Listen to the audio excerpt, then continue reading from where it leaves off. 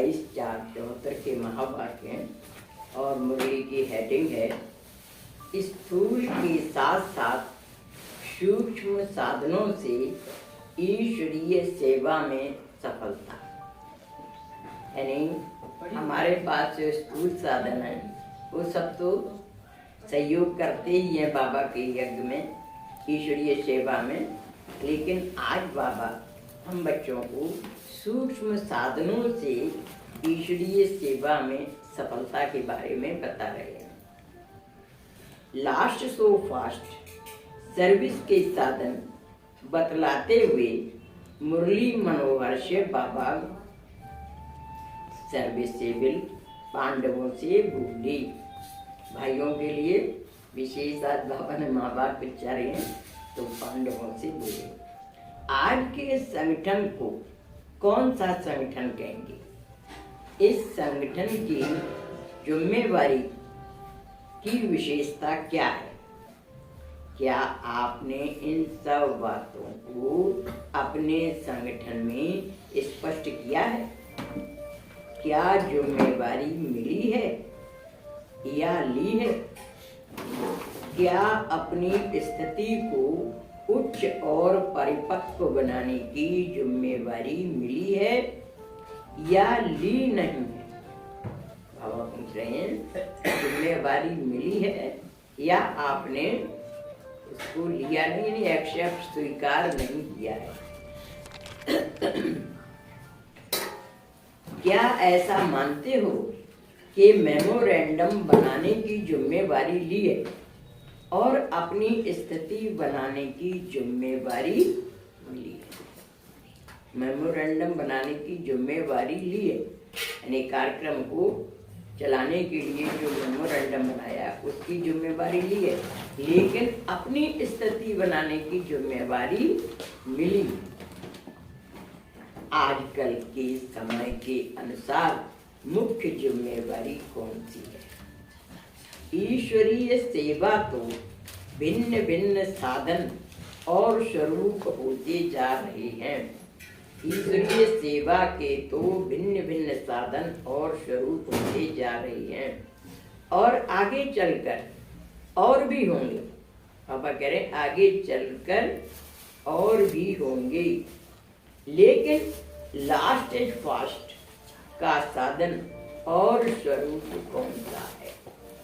Last and fast यानी अंत में जो बहुत तीव्र गति से सेवा करने का साधन होगा, वो साधन कौन सा है और उसका स्वरूप क्या होगा? विचार तो बहुत अच्छे निकाले हैं, बोर्ड भी लगाएंगे, फिल्म भी बनाएंगे, मेमोरेंडम भी बनाएंगे, शमशान और गांव में भी जाएंगे, यह सब ज्ञापन तो करेंगे ही, लेकिन अपने मस्तक पर कौन सा बोर्ड लगाएंगे? यानी बाबा हम बच्चों के चरित्र द्वारा, हम बच्चों के शरीर द्वारा भी सेवा करवाना चाहते हैं कि हम चलते फिरते एक विज्ञापन बन जाए, जिसको दूसरे शब्दों में कहते हैं 100 केस के 100 पीस बन जाए। लोग बात देख कर समझे ये इतने अच्छे किसने बनाए, ये आत्माएं इतनी अच्छी कैसे बन गई, इनको निर्माता कौन है? तो बाबा इस बात कह रहे कि फिल्म बनाएंगे, बोर्ड भी लगाएंगे, मेमोरेंडम भी बनाएंगे, शमशान और गांव में भी सेवा करेंगे। पहले ये सब सेवाएं नहीं होती थी, अब सब चल रही है प्रैक्टिकल में। यह सब ज्ञापन तो करेंगे, लेकिन अपने मस्तक पर कौन सा बोर्ड लगाएंगे? अपने इस मुख द्वारा व स्वरूप द्वारा विश्व की हर आत्मा को कौन सा और कैसे मेमोरेंडम का मतलब ज्ञापन देंगे? अपने दिव्य अलौकिक चरित्र और शुभ चिंतन द्वारा और हर्षित मुख के चित्र द्वारा कौन सी अलौकिक फिल्म दिखाएंगे?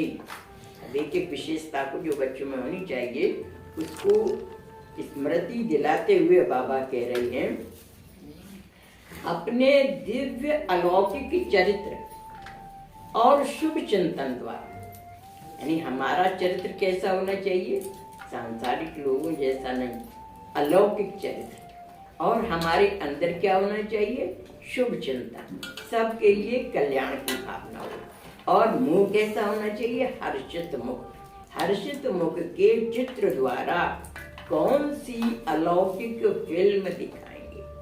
जैसे वो चित्र फिल्म दिखाते हैं तो बाबा कह रहे हैं कि आप अपने पर्सनैलिटी यानी अपने व्यक्तित्व द्वारा कौन सी फिल्म दिखाएं? लोगों को लगे ये कहाँ से निकले, कहाँ के रत्न है, कैसे नूर आए हैं, जिनके जीवन इतना, जिनके पास बैठने से ऐसी मतलब भाषणा आती है कि ये कोई नूरी रतन है।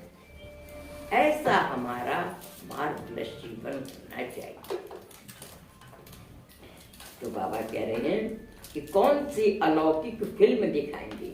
क्या आप एक ही फिल्म तैयार करेंगे या इतने सब, यानी संगठन में जितने भी भाई बहन आए हैं उन सब के लिए बाबा संबोधन कर रहे हैं, क्या आप एक ही फिल्म तैयार करेंगे या ये इतने सब संगठन में आए हुए ब्रह्मा कुमार मधुबन वरदान भूमि से चेतन एवं अलौकिक फिल्म बन निकलेंगे?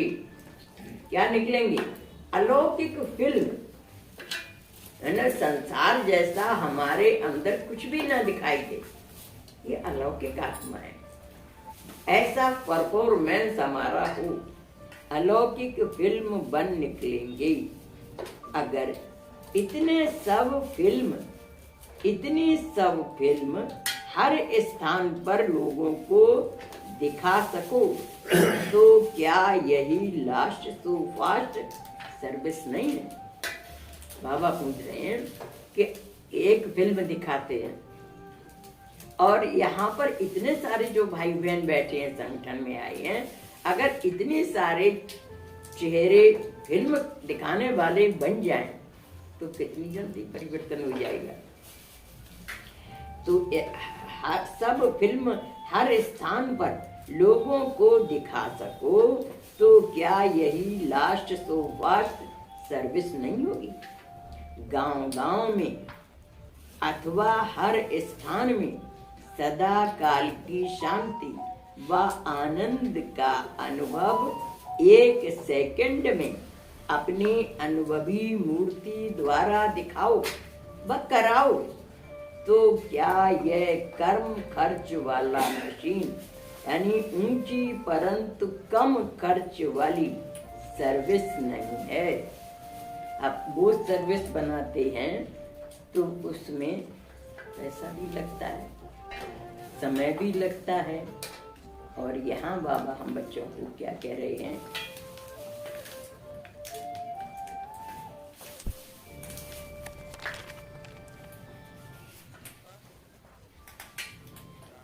गांव-गांव में हर स्थान में सदा काल की शांति व आनंद का अनुभव एक सेकंड में अपनी अनुभवी मूर्ति द्वारा दिखाओ व कराओ तो क्या वह कम खर्च वाला मशीन यानी ऊंची परंतु कम खर्च वाली सर्विस नहीं होगी?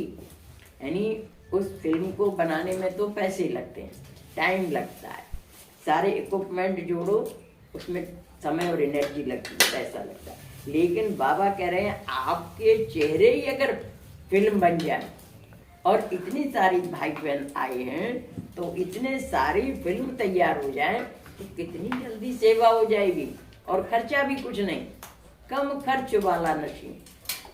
तो कम खर्च वाला मशीन ऊंची परंतु कम खर्च वाली सर्विस नहीं होगी क्या? सपूत बच्चों का, सहयोगी बच्चों का और सर्विसेबल बच्चों का हर संकल्प, हर वोट, हर कर्म में सही यही फर्ज और यही एक सबसे बड़ी जिम्मेवारी है। बाबा कह रहे हैं कि सपूत बच्चों का, क्या बाबा हम बच्चों को क्या टाइटल दे रहे हैं? सपूत बच्चे, सपूत बच्चों का, सहयोगी बच्चों का और सर्विसेबल बच्चों का हर संकल्प यानी हमारा हर सोचना, हर बोल और हर कर्म में यही फर्ज और यही एक सबसे बड़ी जिम्मेदारी कि हम अपने व्यक्तित्व द्वारा आत्माओं को परिचय कराएं कि हम कौन हैं। आत्माओं को दिखाई दे। बाबा जैसे कहते ना कि आप 100 केस के 100 पीस हैं, तो ऐसे ही हम सबका एटीट्यूड, परफॉर्मेंस ऐसा मार्वलस हो जो आत्माओं को लगे कि इनको बनाने वाला कौन है। देखो कोई कोई बच्चा कभी कभी बहुत खूबसूरत होता है, कहते हैं भगवान ने कैसी फुर्सत में इस बच्चे को बनाया, कितने इसका अट्रैक्टिव फीचर्स हैं। बाबा हम बच्चों को भी वैसा ही बनाना चाहते हैं कि हम लोग बाप का नाम भला करने वाले बने, कि इनको निर्माता कौन है, कितने डिवाइन वैल्यूज इनके अंदर है। ये बाबा हम बच्चों से चाहते हैं कि हम खुद फिल्म बन जाए। वो फिल्म दिखाने की बजाय हमारा जीवन ही फिल्म बन जाए। तो आप पांडवों का संगठन अथवा निमित्त बनी हुई आत्माओं का संगठन सिर्फ स्थूल सर्विस के साधन इकट्ठे करने या उन्हें प्रैक्टिकल में लाने तक ही नहीं है। स्थूल साधनों के साथ साथ सूक्ष्म साधन और प्लेन के साथ साथ प्लेन यानी एक प्लान होता है, योजना बनाई, और दूसरा है प्लेन माने साधारण रूप में। प्लेन स्थिति और स्मृति रही। इन बातों को अपनी जिम्मेवारी समझकर चलना अर्थात कर्म करना है। ये परमात्मा की महावाक्य है। एक एक लाइन में बहुत गूढ़ार्थ भरा हुआ है, रहस्य भरा हुआ है। हम लोग अगर भगवान के इन महावाक्यों को अपने जीवन में उतार लेना, सचमुच में ही देवता बन जाए। अभी बाबा हमसे ऐसी आशा रखते हैं। तो बाबा कह रहे हैं स्थूल साधनों के साथ साथ सूक्ष्म साधन यानी हमारा चेहरा सेवा करने वाला बन जाए। सूक्ष्म साधन और प्लान जो हमने बनाई है कि आत्माओं को विश्वास हो कि यहाँ पर कौन पढ़ा है, इस संस्था का निर्माता कौन है, भगवान है। तो भगवान जैसा ही एटीट्यूड, परफॉर्मेंस हम सबका हो तो लगेगा ना लोगों को ये भगवान के खुदाई बंदे हैं, खुदा के बच्चे हैं, तभी तो इनका जीवन कैसा श्रेष्ठ है। तो प्लान के साथ साथ प्लेन साधारण स्थिति और स्मृति रहे। इन बातों को अपनी जिम्मेवारी समझकर चलना कि हमारी जिम्मेवारी है। जैसे कोई कार्यक्रम होता है, देखो सब बहन भाई बैठ जाते हैं ना सहयोग करने के लिए कि हमारा काम है, बाबा के घर का काम माना हमारा काम है। बिना कहीं सब सहयोग करते हैं ना, कोई तन से करता, कोई धन से करता, कोई मन से करता, सबके सहयोग से कार्यक्रम सफल होता है। तो बाबा कह रहे हैं कि हमको अपने चेहरे से चलन से भी ऐसी सेवा करनी है कि सबको लगे ये साधारण आत्माएं नहीं है, खुदाई बंदे हैं। तो साथ साथ प्लेन स्थिति और स्मृति रहे।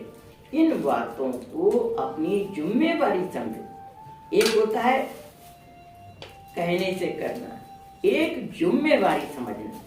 जो जिम्मेवारी समझ कर करते हैं ना उनको कहना नहीं पड़ता है, वो अपने आप ही करते हैं। उनके अंदर ही खुद इतनी एक्सपर्ट हाई लेवल की बन जाती है, उन्हें करे बिना चैन नहीं आता। तो जिम्मेवारी समझकर चलना अर्थात कर्म करना है। जो भी यहाँ बैठे हैं वह सब इन बातों की जिम्मेवारी अपने को निमित्त समझ उठाएंगे। तो क्या विहंग मार्ग की सर्विस का रूप नहीं दिखाई देगा? तो बाबा पूछ रहे हैं बच्चों से, अगर इतने सारे भाई बहन बैठे हो, ये मत समझो कि उन्हीं में जो वहां बैठे थे उनके लिए कहा है। वाणी आप लोग सुन रहे हो तो ये समझो हमारे लिए बाबा कह रहे हैं। वाणी सुनते समय क्या सोचो कि भगवान मुझे पढ़ा रहा है, मुझे बना रहा है, मेरे लिए कहा है। अगर ये भावना रही तो आपकी एनर्जी बहुत बढ़ जाएगी। अगर ये सोच के चल रहे होगे ये तो दादियों के लिए कहा, सीनियर भाई बहनों के लिए कहा, पुराने भाई बहनों के लिए जो बाबा के सामने बैठे थे उनके लिए कहा है। तो आप उतने केयरफुल हो करके वाणी नहीं सुनेंगे, आपके अंदर वो एनर्जी नहीं आएगी। हमेशा समझो, मैं जब पढ़ रही हूँ या मैं जब सुन रही हूँ तो भगवान ये वाक्य मेरे लिए कह रहे हैं, तो आपकी एनर्जी पदम गुना ज्यादा बढ़ जाएगी। रिस्पॉन्सिबिलिटी की भावना आपके अंदर आएगी, जिम्मेवारी की भावना आपके अंदर आएगी। बाबा ये कह रहे हैं, इन सब बातों की जिम्मेवारी अपने को निमित्त समझ उठाएंगे तो क्या व्यंग मार की, व्यंग मार किसे कहते हैं?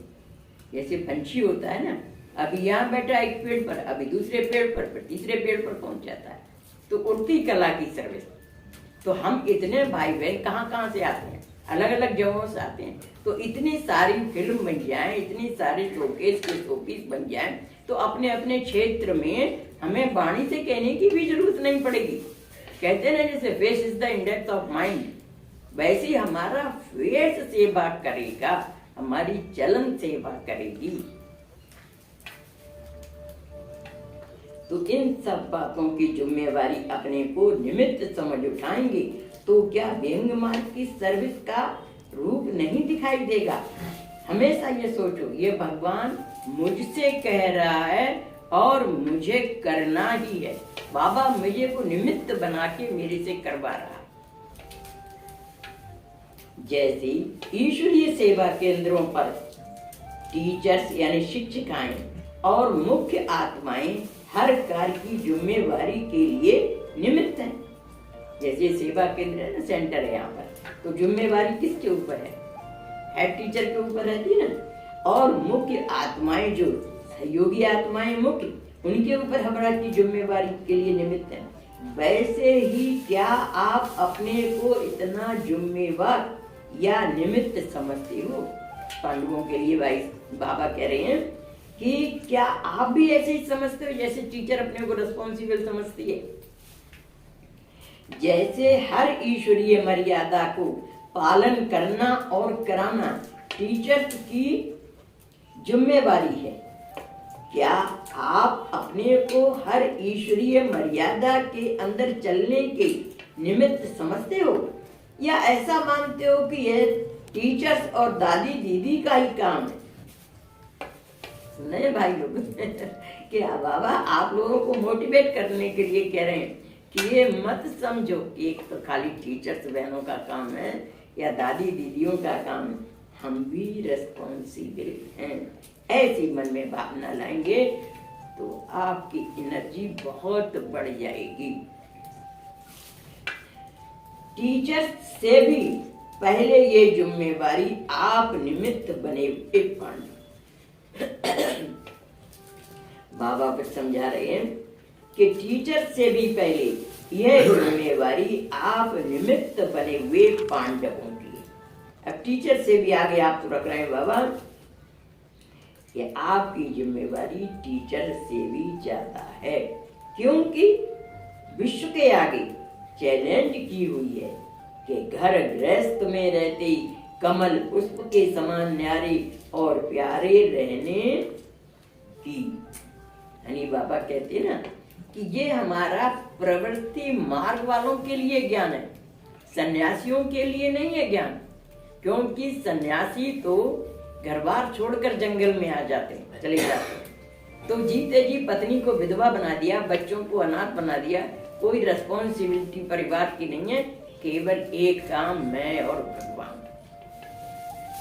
अब आपके पास एक ही काम है तो भगवान को भी तो याद करना है और क्या काम करना है। यहाँ पर परमात्मा क्या करवा रहे हैं? जो गृहस्थ में रह रहे हैं कि आप गृहस्थ के बच्चों की आपने रचना रची है तो उनकी पालना करनी है। आपके अगर माता पिता हैं तो उनकी भी सेवा शुश्रूषा करनी है। आपके जो रिलेटिव्स हैं उनको भी आपको संतुष्ट करना है, और जो आप जॉब कर रहे हैं उसको भी अच्छी तरीके से करना है। इतना सब करते हुए भी आप उनसे मन से न्यारे होते हुए इस सेवा में भी लगाएं, तो कितनी रिस्पॉन्सिबिलिटी हो गई आपके ऊपर। इसलिए आपका काम ज्यादा तो आपकी वैल्यू भी ज्यादा। आपके मंदिर बना करके पूजा की जाती है, साधु सन्यासियों के मंदिर बनाकर पूजा नहीं की जाती। वे द्वापर युग में आधे से ज्यादा द्वापर जब बीत जाता है तब आते हैं, और आप कब आएंगे? सत्ययुग के सब प्रकार के सुखों का उपभोग करेंगे, सत्ययुग त्रेता। तो जैसी मेहनत ज्यादा है वैसी प्राप्ति भी ज्यादा है, दोनों बातें हैं। नाम भी ज्यादा है। पूजा किनकी ज्यादा होगी? आपकी होगी। साधु सन्यासियों को तो इस समय ही भगत लोग जाते हैं, प्रणाम करते हैं, लेकिन अगले जन्मों में भक्ति में तो उनका पूजन नहीं होगा ना।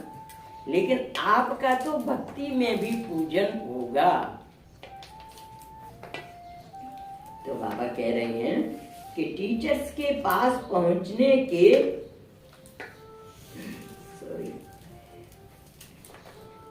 तो घर गृहस्थ में रहते कमल पुष्प के समान न्यारे और प्यारे रहने की, कीचड़ में रहते कमल अथवा कलयुगी संपर्क में रहते ब्राह्मण इस चैलेंज को प्रैक्टिकल रूप में लाने के निमित्त हैं।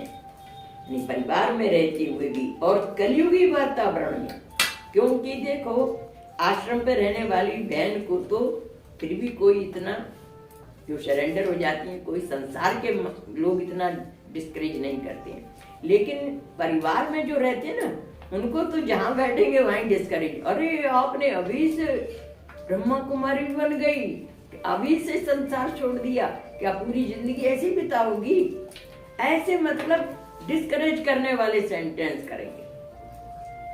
लेकिन इन सबका भी सामना आपको करना, इतना मतलब आपके पास में पुलिंग लेग वाला मामला है, लेकिन फिर भी आपको इतना उनको भी साथ लेकर के उनका फेस करते हुए भी चलना है। इसलिए आज बाबा आप बच्चों की बहुत महिमा कर रहे हैं।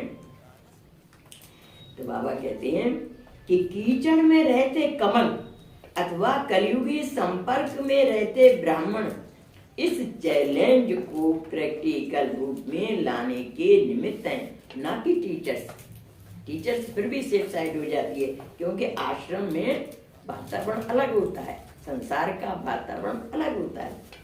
यह पार्ट पांडवों का है अथवा प्रवृत्ति में रहने वालों का है। टीचर्स के पास पहुंचने से पहले सैंपल के रूप में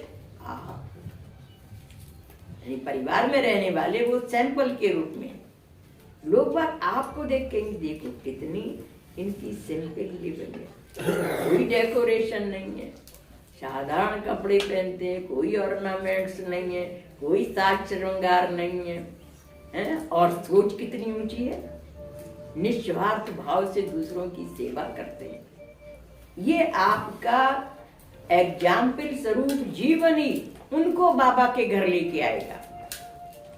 तो मोटिवेशन देने वाले पहले मैसेंजर तो आप हुए ना। आएगा तब बहन जी ज्ञान सुनाएगी ना, लेकिन वो आएगा कैसे? आपकी प्रैक्टिकल लाइफ को देख करके आएगा। तो इतनी जवाबदारी समझते हो? तो बाबा कह रहे हैं प्रैक्टिकल रूप में लाने के निमित्त हैं, ना कि टीचर। यह पाठ पांडवों का है अथवा प्रवृत्ति में रहने वालों का है। टीचर्स के पास पहुंचने से पहले सैंपल के रूप में आप हो। सैंपल को देखकर ही व्यापार करने की हिम्मत व उल्लास आता है। समझ में आया?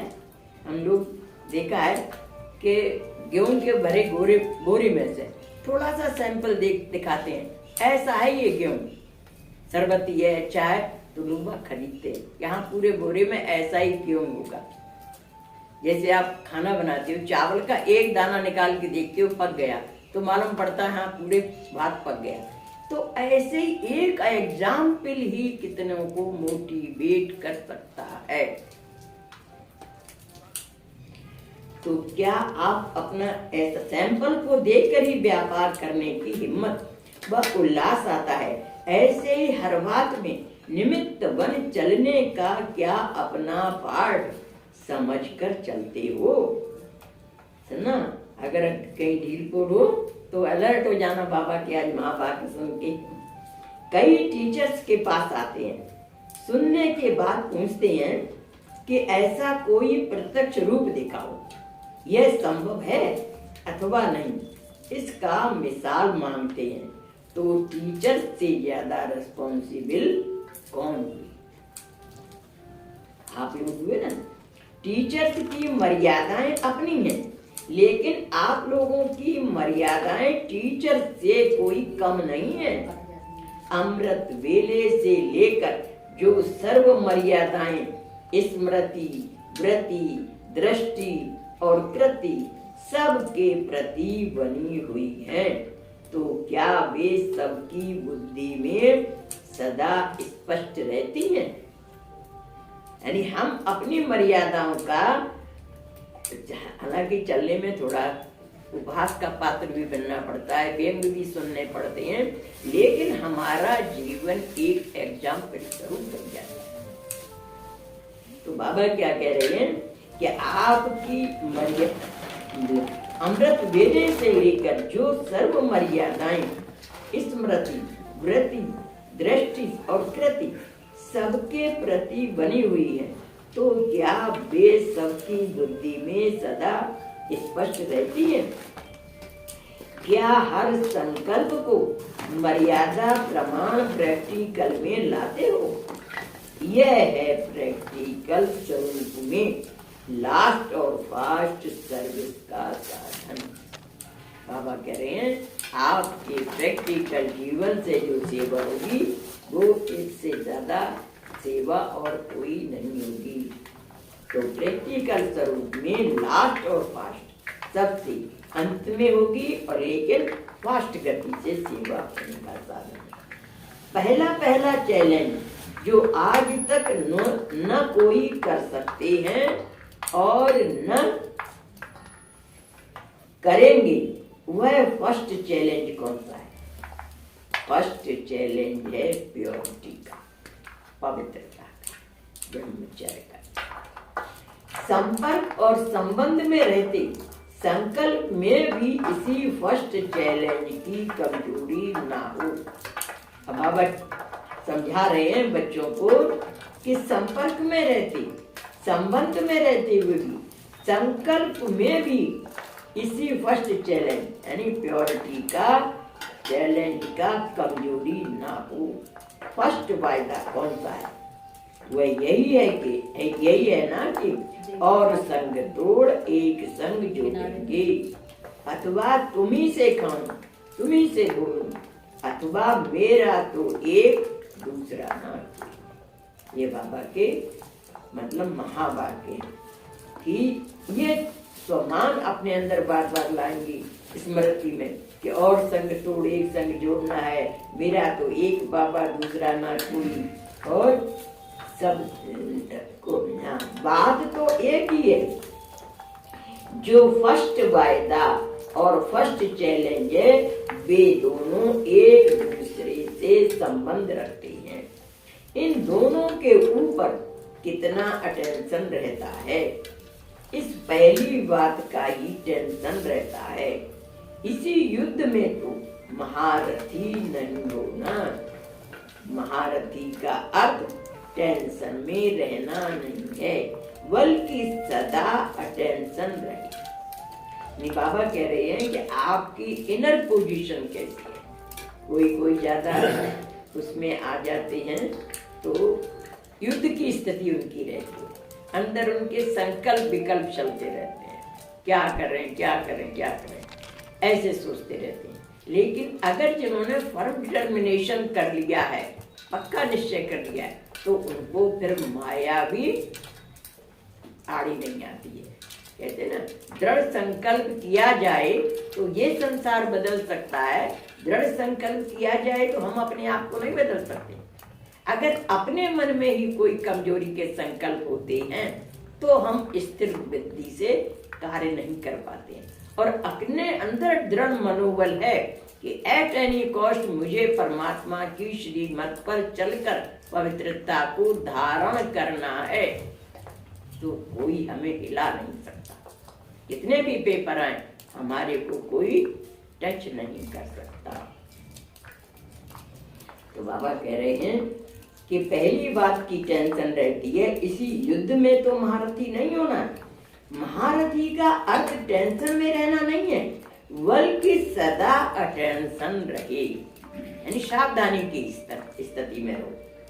सबसे पहला प्रभाव इस विशेष बात पर है, क्योंकि यही असंभव को संभव करने वाली एक बात, यानी प्योरिटी ही परिवार वालों के लिए थोड़ा सा डिफिकल्ट हो जाता है। अगर दोनों चल रहे हैं तो बहुत ही सौभाग्यशाली है। जहाँ सिंगल पार्टी चलती है उसको थोड़ा सा स्ट्रगल करना पड़ता है। तो बाबा कहते हैं कि यही असंभव को संभव करने वाली एक बात है।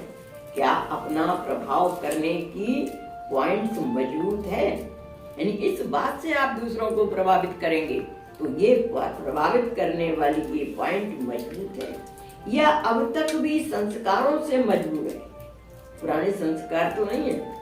यह सदा काल के लिए नहीं हो सकता। टेम्परेरी प्रभाव तो पड़ सकता है, लेकिन चलते चलते फिर उन आत्माओं में भी मजबूरियों की लहर उत्पन्न होगी।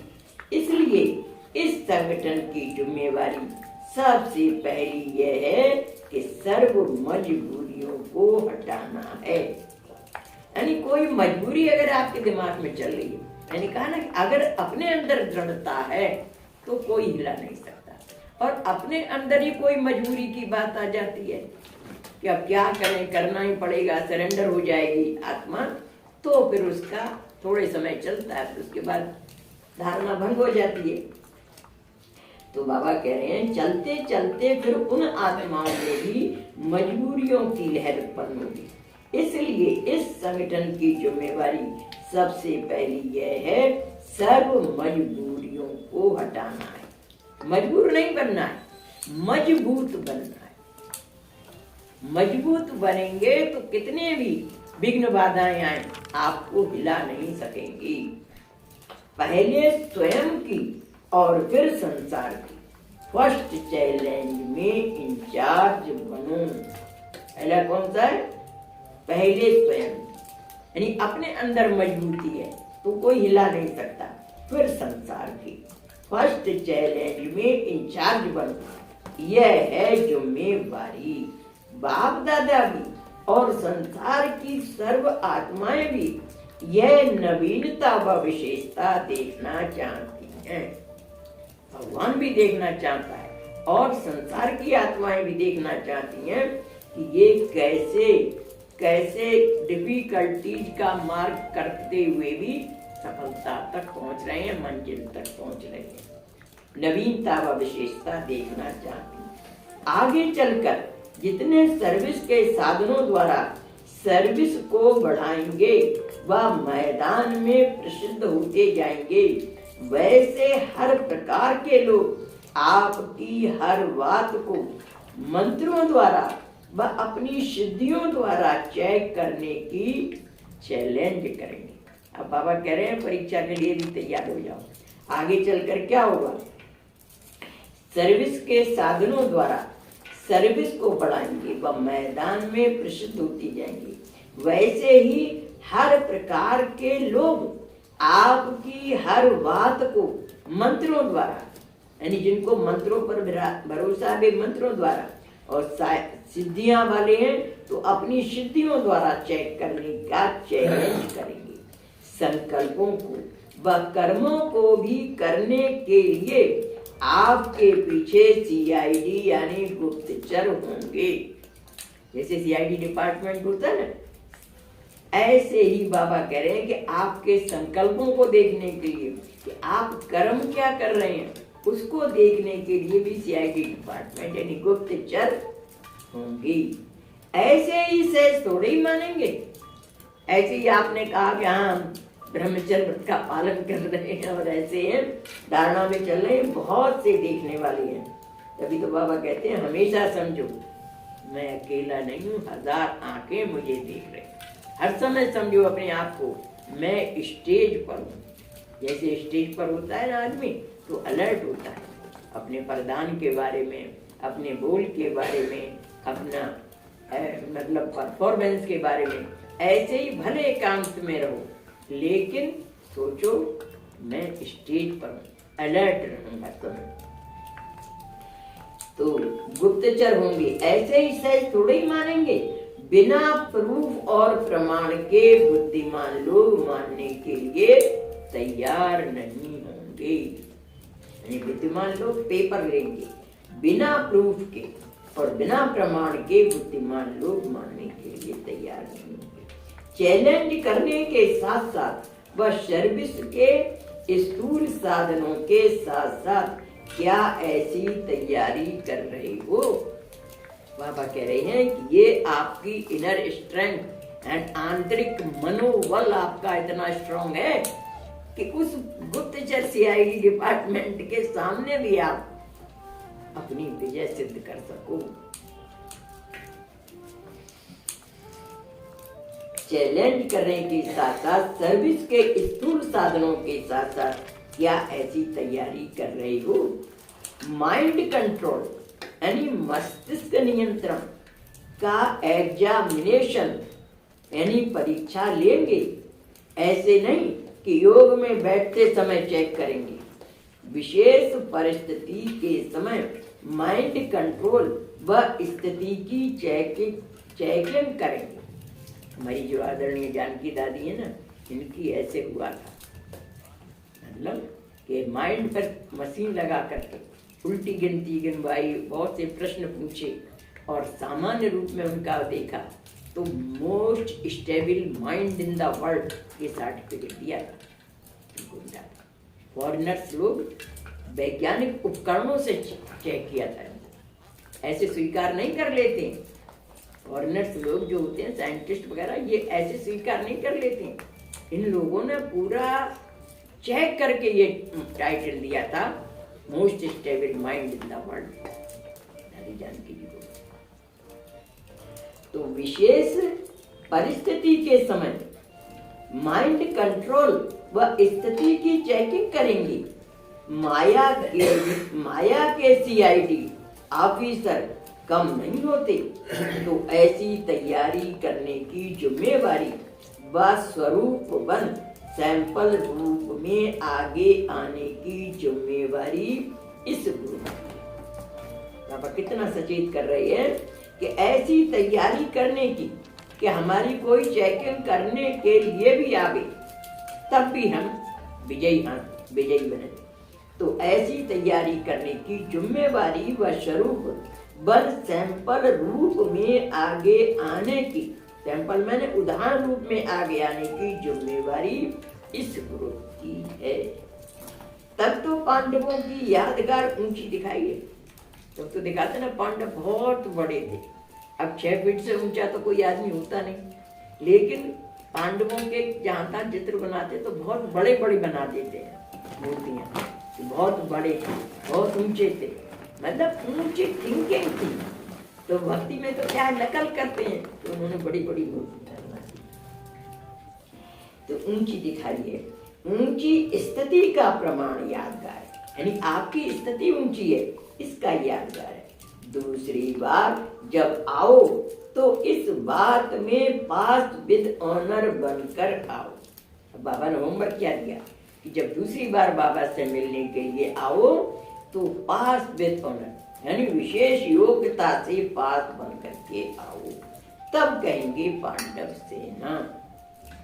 अभी तो एक ही टॉपिक और एक ही सब्जेक्ट दे रही है, इसको ही एक रस स्टेज तक लाओ, यानी हमारी अंदर की पोजीशन बिल्कुल भी हिलने डुलने की ना, यानी कोई भी कमजोर संकल्प ना हो, तो एक रस स्टेज तक लाओगे तो आफरीन देंगे। तो बाबा उसको ऑफर करेंगे, सहज है ना। कितने समय से मेहनत कर रहे हो? जन्म से, उन्होंने कहा जन्म से कर रही है, तो जन्म से ही प्रयत्न में लाने वाली बात है, क्या वह मुश्किल लगती है? परमात्मा ने ऐसा एक फंक्शन ऑर्गेनाइज किया था और उसमें करीब 200 जोड़े ऐसे गए थे जो शादीशुदा थे और विकार में नहीं गए थे, यानी शादी करने के बाद एक बार भी विकार नहीं थे। ऐसे पवित्र जोड़ों को परमात्मा ने बुलाया। माउंट आया था ऑर्डर, तो गए थे और उनको बाबा ने अपने हाथों से प्रमाण पत्र दिए। तो उस समय मैं बैठी हुई थी वहाँ, तो मैं सोच रही थी कि कोई राष्ट्रपति से पुरस्कार प्राप्त करता है, प्रधानमंत्री से पुरस्कार प्राप्त करता है, तो कितना खुशनसीब समझता है, कितना मेरा मान है, सम्मान है कि मैं राष्ट्रपति से पुरस्कार प्राप्त कर रहा हूँ। और ये कितने सौभाग्यशाली आत्माएं हैं जो भगवान से पुरस्कार प्राप्त कर रहे हैं। तो बाबा ने कहा है कि कितने समय से मेहनत कर रही है, जन्म से, जो जन्म से ही प्रयत्न में लाने वाली बात है, क्या यह मुश्किल लगती है? औरों को कहते हो अपना जन्म सिद्ध अधिकार प्राप्त करना क्या मुश्किल है? ऐसे ही ब्राह्मणों का पहला धर्म और कर्म जो है वह करना क्या ब्राह्मणों के लिए मुश्किल है? मरजीवा बन गए हो ना, या कि मरकर जिंदा हो जाते हो? मरना शूद्रपन से है। बाबा क्या कह रहे हैं कि शूद्रपने के संस्कारों को खत्म करना है, तो मरना शूद्रपन से है, जीना ब्राह्मणपन में है। यह ब्राह्मणों का अलौकिक जीवन है। ब्राह्मणों को कुछ मुश्किल होता है क्या? ब्राह्मण जीवन के जीदान का आधार कौन सा है? बताओ कौन सा जीदान का आधार? जीदान किससे मिलता है आपको? मुरली से। मुरली हमारा भोजन है। आत्मा को शक्ति कौन देता है? ये परमात्मा के महावाक्य या परमात्मा की मुरली।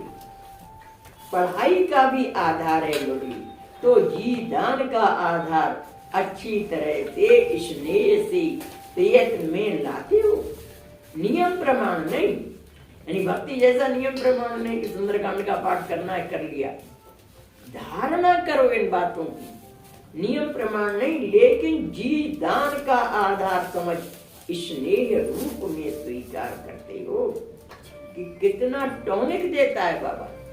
मैं इन मुरलियों को जब पढ़ती थी तो मुझे लगता था कि जैसे मनो ब्लड मेरे अंदर चढ़ा दिया हो, कितना ग्लूकोज चढ़ा दिया हो, इतनी ताकत आ जाती थी महावाक्य पढ़ करके। तो पढ़ाई का आधार मुरली है, नियम प्रमाण नहीं, लेकिन जीदान का आधार समझ स्नेह रूप में स्वीकार करते हो। जितना स्नेह जीदान से होगा उतना ही स्नेह जीवन दाता से होगा। जब उसकी वाणी से इतना प्यार है तो जीवन दाता भगवान से भी कितना प्यार होता है। ऐसा स्नेही अन्य आत्माओं को भी सदा स्नेही व निर्विघ्न बना सकेगी। ऐसी जो आत्मा होगी वो दूसरी आत्माओं को भी सदा स्नेही और निर्विघ्न बना सकेगी। अब ऐसे आधार रूप समझ सबके आगे उदाहरण रूप बनो। बाबा कह रहे हैं इस आधार को समझ करके कि भगवान ने हमें कैसा बनाया, एग्जाम्पल स्वरूप बनाया है, उदाहरण रूप बनो। यह भी जिम्मेवारी है। पांडवों के मुख से चलते फिरते मुरली की रूहान व चर्चा कम सुनाई पड़ती है। गोपियों के मुख से मुरली की चर्चा अधिक सुनने में आती है। क्यों? आपस में ज्ञान की चर्चा करना यह तो ब्राह्मणों का कर्तव्य है। तो भाइयों को भी इसकी चर्चा करनी चाहिए, आपस में एक दूसरे से ज्ञान की लेन देन करें। जिस बात में जिसको जो लगन होती है उसके लिए समय की कमी कभी नहीं हो सकती। तो इन दो बातों पर ध्यान रखो, एक तो प्योरिटी और दूसरा जीदान का महत्व। सूक्ष्म साधन के लिए अलग समय की आवश्यकता नहीं है। बाबा कह रहे इसके लिए अलग से साधन की जरूरत नहीं। सूक्ष्म साधन के लिए अलग समय की आवश्यकता नहीं है। जैसे दुनिया के लोगों ने गृहस्थ और आश्रम को अलग कर दिया है, और आप लोग दोनों को मिलाकर एक करते हो ना, क्या कहते हैं, गृहस्थ आश्रम। सत्युग में क्या होगा, गृहस्थ आश्रम। तो उसकी ट्रेनिंग अभी से दी जा रही है। जैसे परिवार में रहते हुए सबके प्रति निष्काम भावना से फर्ज अदायगी करते हुए भी आप अनासक्त वृत्ति में रहते हैं, वैसे ही सत्य में हमारा जीवन होगा। ये ट्रेनिंग पीरियड है, सीखो ऐसे रहना है सत्य त्रेता में। तो आप लोगों का आप दोनों को मिलाकर एक करते हो, यानी गृहस्थ आश्रम मिला देते हैं। वैसे स्थूल और सूक्ष्म साधनों को अलग करते हो, इसलिए प्रत्यक्ष फल नहीं मिलता। दोनों ही साथ साथ होने से प्रत्यक्ष फल देखेंगे। वाणी के साथ साथ मनसा चाहिए और कर्म के साथ साथ भी मनसा चाहिए, क्योंकि अभी लास्ट टाइम है ना। लास्ट टाइम में जो भी श्रेष्ठ अस्त्र शस्त्र होते हैं वे सब यूज किए जाते हैं। अगर यह सब पीछे करेंगे तो टाइम बीत जाएगा। जब अष्ट शक्तियों को साथ साथ सर्विस में लाओगे, यानी जो अष्ट शक्तियां हैं ये क्या है, हमारे अस्त्र शस्त्र हैं। तो बाबा कह रहे हैं जब अष्ट शक्तियों को साथ साथ सर्विस में लाओगे तभी अष्ट देवता प्रसिद्ध हो जाएंगे, अर्थात स्थापना का स्वरूप स्पष्ट दिखाई देगा। ऐसे नहीं कि पहले स्थूल करके फिर पीछे सूक्ष्म करेंगे। अब समझा रहे हैं कि ऐसे नहीं कि पहले स्थूल में करेंगे फिर सूक्ष्म में करेंगे, नहीं, साथ साथ के सिवाय सफलता नहीं। यानी प्रैक्टिकल हमारा जीवन भी एग्जाम्पल स्वरूप हो और हमारी लाइफ भी वैसी हो, तो साथ साथ के सिवाय सफलता नहीं। अच्छा, इस मुरली का सार है, स्थूल साधनों के साथ साथ सूक्ष्म साधन अपनाने से और प्लेन के साथ साथ प्लेन स्थिति यानी योजना के साथ साथ हमारी आंतरिक स्थिति भी बिल्कुल सामान्य हो, प्लेन हो, और स्मृति रहने से लास्ट इज फास्ट जा सकेंगे। ईश्वरीय मर्यादाओं का पालन करने और कराने की जिम्मेवारी टीचर्स के साथ साथ ब्राह्मणों अर्थात पांडवों की भी है। यानी केवल टीचर को ही नहीं समझो, अपने आप को भी रेस्पॉन्सिबिलिटी समझो कि मेरा भी फर्ज है, क्या भी कर्तव्य है, जिम्मेवारी।